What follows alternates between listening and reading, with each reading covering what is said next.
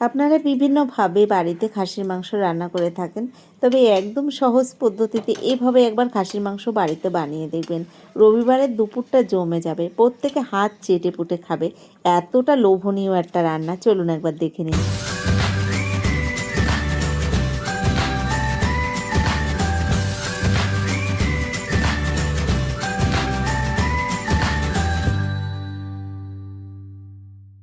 এখানে দেখুন 1 কিলো খাসির মাংস রয়েছে, আর মাংসটাকে বেশ ভালো করে আমি ধুয়ে পরিষ্কার করে গুছিয়ে নিয়েছি। রান্নাটা এরপর শুরু করব। আমি একদম সিম্পল ঘরোয়াভাবে আপনাদের রান্নাটা করে দেখাচ্ছি, তবে এত অপূর্ব স্বাদ হয়। অবশ্যই আপনারা একবার এইভাবে বানিয়ে দেখবেন, তাহলে বুঝতে পারবেন। মাংসটাকে ধুয়ে গুছিয়ে নিয়েছি। এদিকে গ্যাসের উপরে একটা কড়াই গরম বসিয়ে দিয়েছি। কড়াইটা গরম হয়ে গেছে, পরিমাণ মতো দিয়ে দিলাম সর্ষের তেল। খুব বেশি তেল ব্যবহার করব না। এখানে তেলটা গরম হয়ে গেলে এর মধ্যে দিয়ে দিলাম গোটা গরম মশলা, তেজপাতা আর কয়েকটা জিরে ফোড়নে। ফোড়নটাকে হালকা আঁচে এভাবে একটু ভেজে নিলাম। তাহলে এই যে যে গোটা গরম মশলা রয়েছে, এই গোটা গরম মশলা থেকে সুন্দর একটা ফ্লেভার বের হবে। তো হালকা আঁচে এভাবে মশলাটাকে ভেজে নিচ্ছি। এরপর দিয়ে দিলাম এখানে মিডিয়াম সাইজের 2টো পেঁয়াজ কুচি। পেঁয়াজ কুচিটা তেলের মধ্যে দেওয়ার পরে এভাবে নেড়ে চেড়ে একটু ভেজে নেব। পেঁয়াজ কুচিটা তেলের মধ্যে দেওয়ার পরে আমি গ্যাসের ফ্লেমটাকে মিডিয়াম ফ্লেমে রেখেছি, আর এভাবে কিছুক্ষণ সময় ধরে পেঁয়াজটাকে ভেজে নিতে হবে। তারপরে আপনাদের দেখাচ্ছি আমি কিভাবে রান্নাটা করি। আপনাদের কাছে অনুরোধ, কেউ ভিডিওটি স্কিপ করে দেখবেন না, সম্পূর্ণ ভিডিওটি দেখবেন, তাহলে বুঝতে পারবেন। দেখুন এখানে পেঁয়াজটা কিন্তু একটু আমি ব্রাউন কালার করে ভেজে নিয়েছি। এবার দেখুন ধুয়ে রাখা মাংসটা আমি এই পেঁয়াজের মধ্যেই দিয়ে দিচ্ছি। আর আমি কিন্তু মাংসের মধ্যে কোনো মশলা ব্যবহার করিনি, শুধুমাত্র মাংসটা ধুয়েই দিয়ে দিলাম এই পেঁয়াজ ভাজার মধ্যে।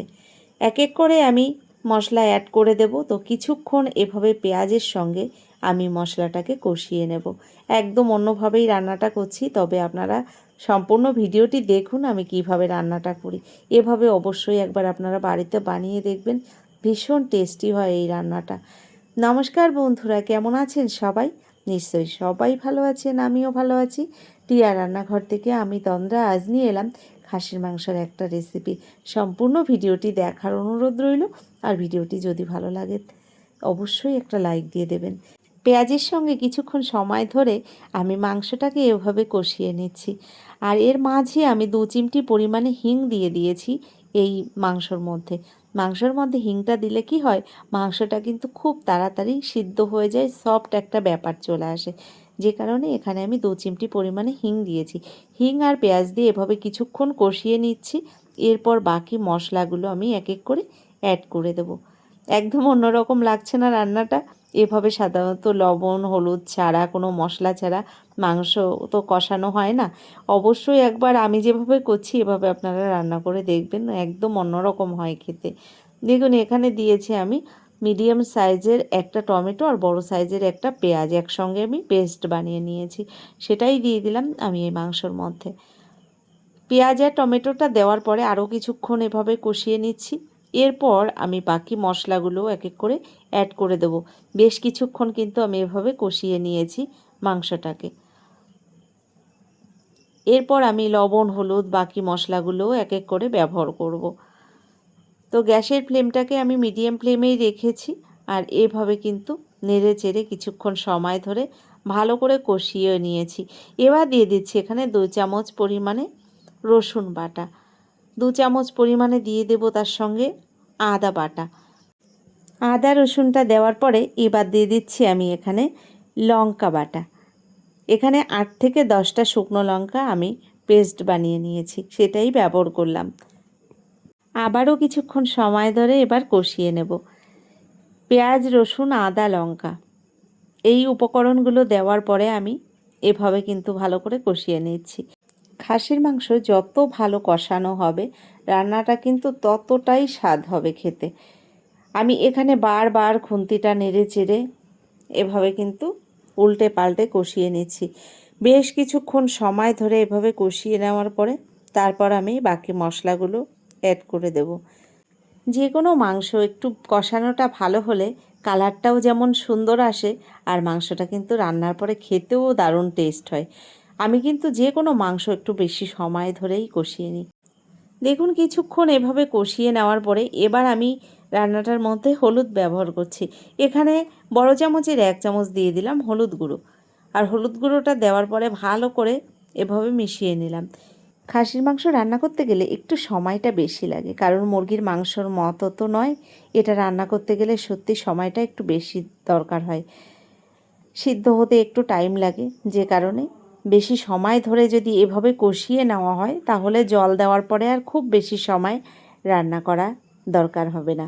এখানে আমি কিছুক্ষণ কষিয়ে নেওয়ার পরে এবার দিয়ে দিলাম এখানে পরিমাণ মতো লবণ, আর দিয়ে দিলাম 1/2 চামচ জিরের গুঁড়ো, 1/2 চামচ দিয়ে দিলাম লঙ্কার গুঁড়ো, আর 1/2 চামচের থেকে একটু কম ব্যবহার করেছি এখানে ধনিয়া গুঁড়ো। সব মশলাগুলো এক এক করে দিয়ে দিলাম, ভালো করে মিশিয়ে এবার কিছুক্ষণ হালকা আঁচে কষিয়ে নেব। গ্যাসের ফ্লেমটাকে একদম মিডিয়াম টু লো ফ্লেমে রেখে দেব, তাহলে কিন্তু মাংস থেকে সুন্দর তেলটা ছেড়ে দেবে। যে কোনো মাংস রান্না করতে গেলে গ্যাসের ফ্লেম কখনো বাড়িয়ে দিয়ে রান্না করতে নেই, তাহলে কিন্তু মাংসটা সুন্দরভাবে রান্না হয় না। এভাবে যদি গ্যাসের ফ্লেমটাকে একটু কমিয়ে রেখে আস্তে আস্তে রান্না করা যায় তাহলে কিন্তু তেলটা সুন্দর ওপরে ভেসে ওঠে। দেখুন ঢাকনাটা আমি বন্ধ করে দিয়েছিলাম প্রায় 5 মিনিটের জন্য। ঢাকনাটা খুলে এভাবে একবার চেক করে নিচ্ছি। আবারও আমি ঢাকনা বন্ধ করে কিছুক্ষণের জন্য ঢেকে দেব। যেহেতু আমি রান্নাটা প্রেশার কুকারে করছি না, কড়াইয়ের মধ্যেই রান্নাটা করছি, তাই এভাবে ঢেকে ঢেকেই রান্নাটা করছি। দেখুন কত সুন্দর তেল ছেড়ে দিয়েছে। আর এভাবে আমি আরও সময় ধরে কষিয়ে নিচ্ছি। অনেকে মনে করে অনুষ্ঠান বাড়িতে খাসির মাংস খুব সুন্দর রান্না হয়, বাড়িতে রান্না করলে এত টেস্টি কেন হয় না। রান্নাটা যদি ঠিকঠাক করতে না পারে তাহলে কিন্তু কোনো রান্নাই টেস্ট হবে না। খাসির মাংস সব সময় মাথায় রাখতে হবে, বেশ কিছুক্ষণ সময় ধরে হালকা আঁচে কষিয়ে নিতে হবে, তাহলে মাংসটাও সুন্দর বয়েল হয়ে যাবে আর একদম সফট একটা ব্যাপার চলে আসবে। এখানে আমি 2টো রসুন দিয়ে দিলাম। রসুন 2টো দেওয়ার পরে আরও কিছুক্ষণ এভাবে কষিয়ে নিয়েছি। আর খুব বেশি কষানোর দরকার নেই। এবার আমি এক এক করে জলটা দিয়ে দেব এই রান্নার মধ্যে। তো এভাবে ভালো করে আমি কিছুক্ষণ সময় ধরে কিন্তু মশলার সঙ্গে মাংসটাকেও কষিয়ে নিয়েছি। এবার এর মধ্যে দিয়ে দিচ্ছি আমি পরিমাণ মতো গরম জল। তো এখানে আন্দাজ করে আমি জলটা ব্যবহার করেছি, প্রায় 2 বাটি পরিমাণে আমি জল দিয়েছি। জলটা কিন্তু গরম করে সেই জলই ব্যবহার করেছি রান্নার মধ্যে। এবার ভেজে রাখা আলুগুলো দিয়ে দিচ্ছি। এই আলুগুলো আমি স্কিপ করে গেছি, আলুগুলো দেখাতে পারিনি কারণ ক্যামেরাটা বন্ধ হয়ে গেছিলো।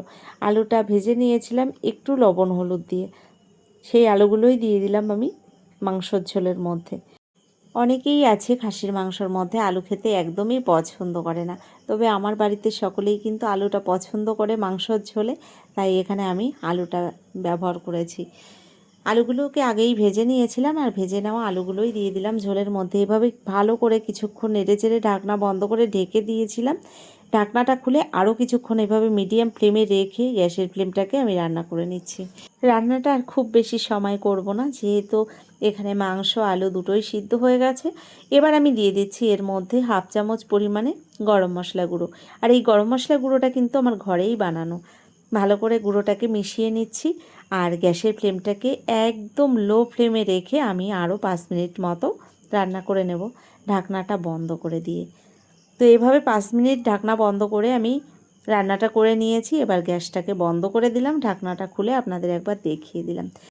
তো বন্ধুরা, আজকের রেসিপিটি আপনাদের কেমন লাগলো অবশ্যই আমাকে লিখে জানাবেন। আর যদি ভিডিওটি ভালো লেগে থাকে একটা লাইক দিয়ে দেবেন। আপনারা কিন্তু তেমনভাবে কেউ লাইক করছেন না। আর যদি আমার চ্যানেলটিকে এখনও সাবস্ক্রাইব না করে থাকেন অবশ্যই সাবস্ক্রাইব করে আমার পাশে থেকে যাবেন। আজকের মতো এই পর্যন্তই, পরবর্তী ভিডিও নিয়ে আবার চলে আসব। সকলে ভালো থাকবেন, ধন্যবাদ।